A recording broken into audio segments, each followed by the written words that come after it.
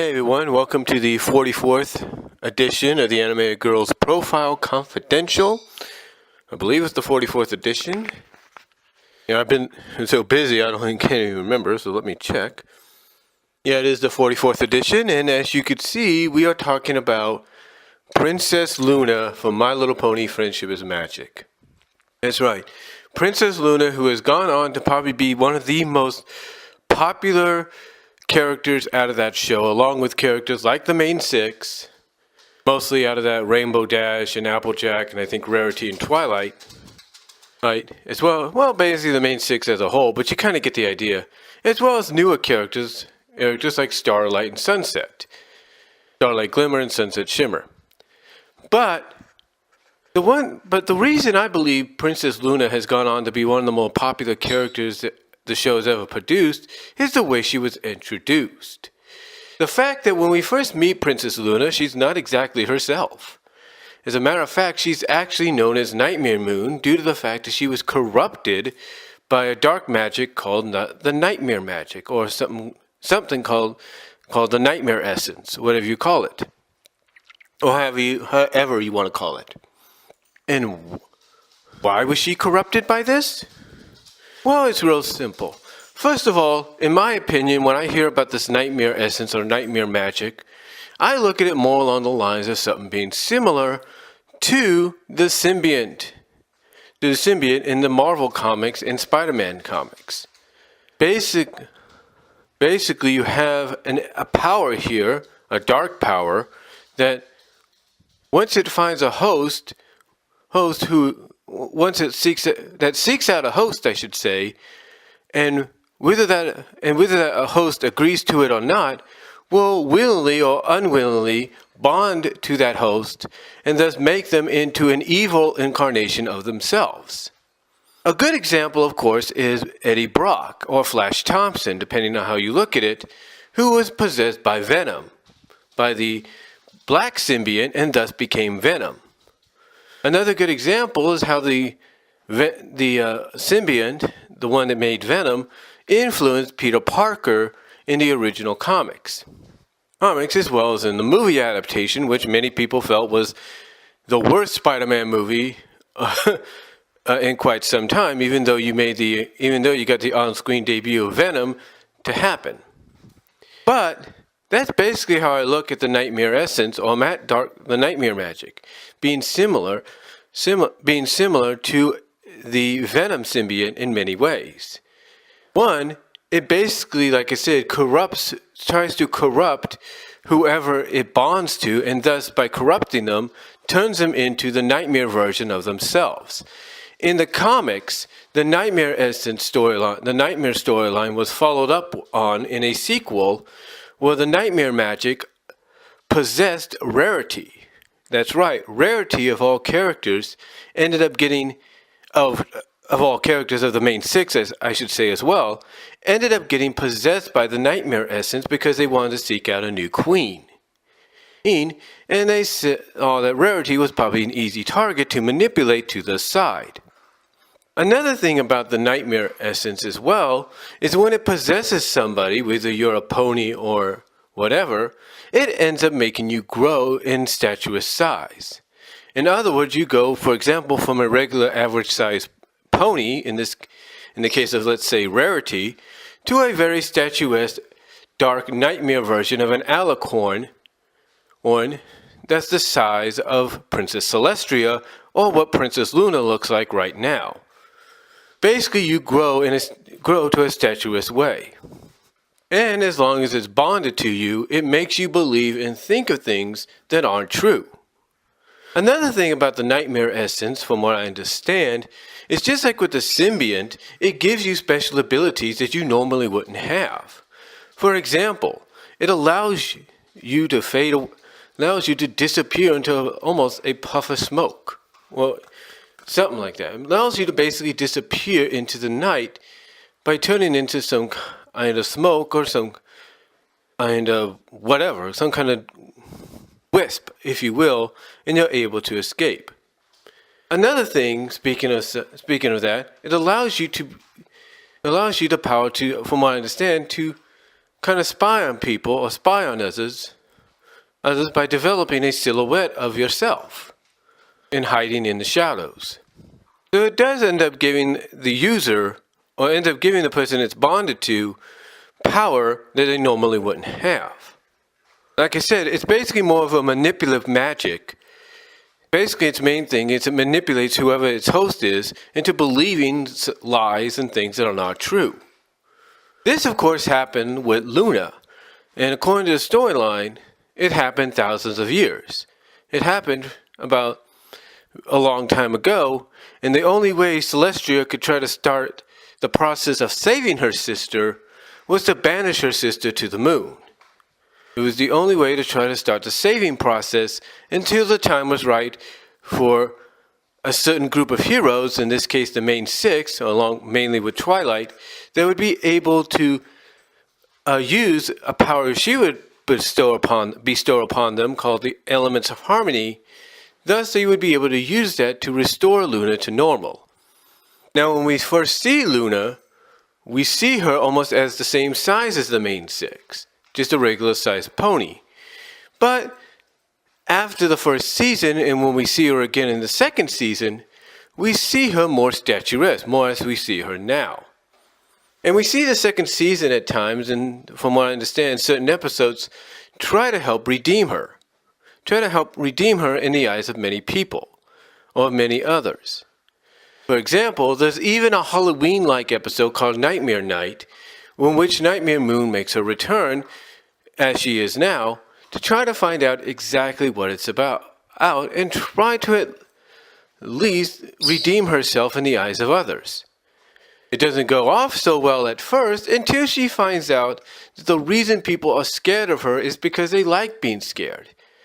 They like being afraid of her Nightmare Moon alter ego.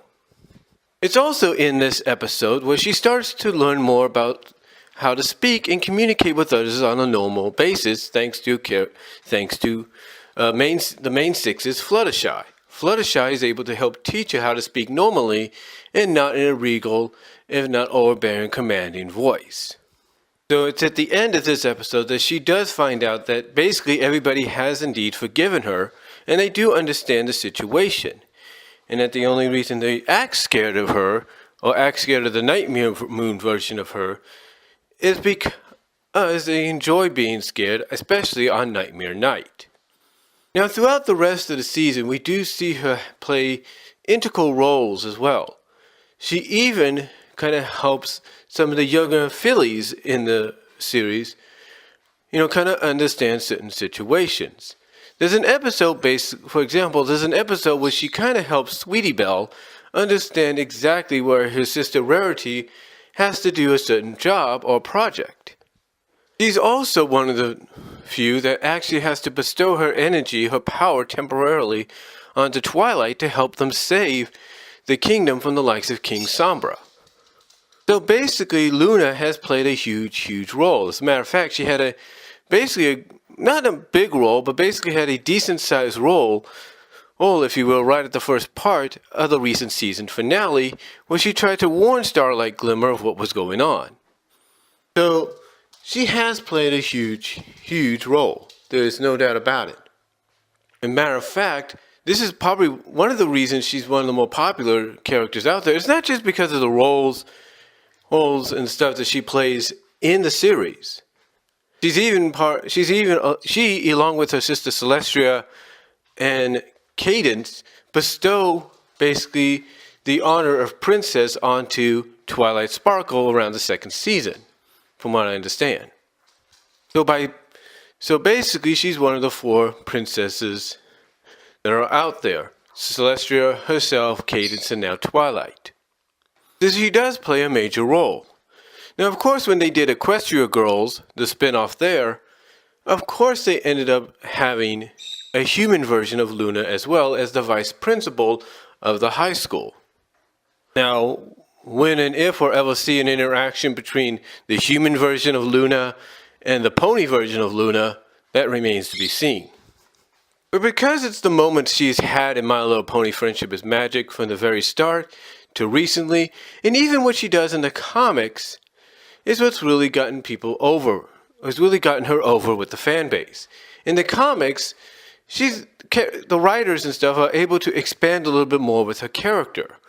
As a matter of fact, they're able to do team-ups. They're able to team her up for certain adventures with characters you normally wouldn't think she'd team up with. Like with Spike, like in one issue, she ends up teaming up with Spike, to solve a mystery.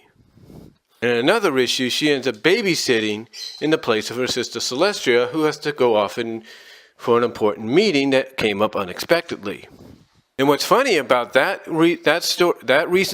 story, when she has to take her place of her sister Celestia and looking over the future of Ponyville, basically the Phillies, like Sweetie Belle and Scootaloo and all that, is that the Phillies are actually excited at the fact that they have Luna babysitting them. So overall, it's done in a very good way. Heck, even in the comics, it shows she can end up even having friends with people like, she can end up developing friendships with with characters like Discord. So overall, Luna, just by the fact, how do I put this? Luna, just by the fact that she has, just by the fact that she was introduced the way she was, to the episodes she had solely dedicated to herself, the following season, and the many other outings she has had throughout the series, moments, and all that, as well as what she's done in the comics, it's no wonder fans have fallen in love with this character. There's no doubt. There's no doubt why that has been.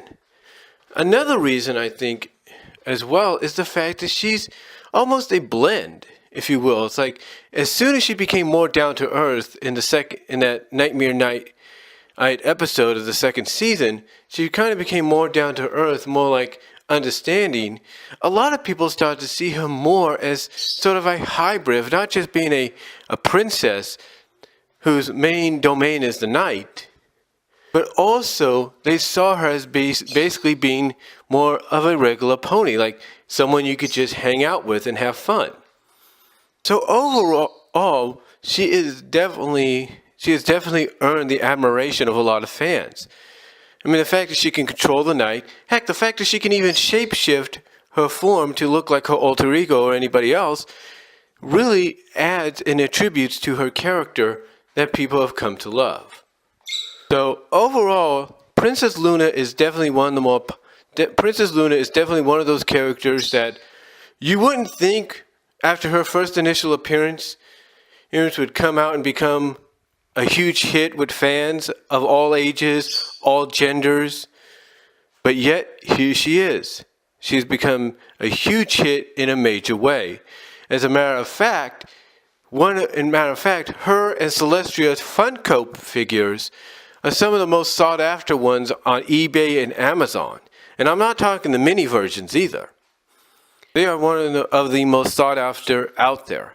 Heck, I've been trying for months to get both of the regular size Funko versions, and I've had to keep waiting and waiting and waiting because things come up. But overall, it shows you the popularity of Princess Luna.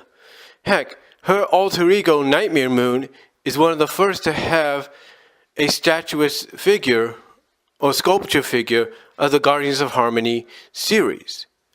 In fact, I think if you look at sales of a lot of things, anything that has Luna on them sells rapidly, quickly. I mean, when you compare, for example, the Funko figures, like I said, Luna and Celestia are the most sought after, but Luna's is probably more sought after than anybody because of her popularity. And again, I think it's attributed to the fact that a lot of fans look at her as a character that's gone on and redeemed herself from what she's done, but also can understand where she's coming from. Being the younger sister of Celestia and feeling in the past before she became Nightmare Moon of being overlooked and overshadowed, but not realizing that was never the case. That was not really the case, at all. And for them to go and make a character like Luna the way they have. And like I said, in my opinion, make her that hybrid of she is royalty, she is a princess, she has responsibilities of being the guardian of the night and all that. But to make her also, in a sense, a down-to-earth, understanding, friendly, loving, hey, let's hang out together kind of like character on a regular, non-royalty level, is one of the main reasons I think she's gone on to be one of the more popular ones out there. I really do. So I can't say any more about Princess Luna than I think anybody else could say. I don't know what role she's going to play in the movie this October, but I will say this: whatever role it is, when she appears on screen, you're going to see a lot of people clapping and doing ovations for her. There's no doubt in my mind about that. So that's all I could say for this 44th edition of the Animated Girls Profile Confidential, and I'll talk to y'all later.